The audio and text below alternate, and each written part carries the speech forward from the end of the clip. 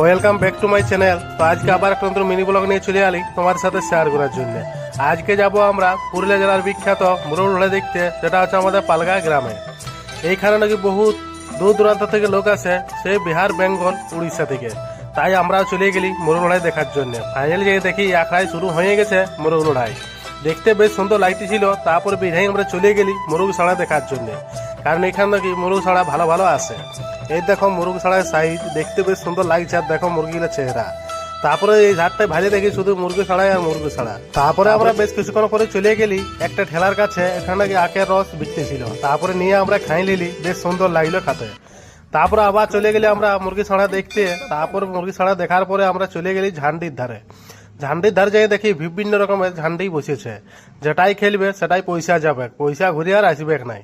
তারপরে আমরা চলে গেলি ডিমের ওই ধারে। যাই না ডিমে যাই দিয়ে দিলি 5 টাকা হারিয়ে। ফাইনালি উঠেও গেল আমাদের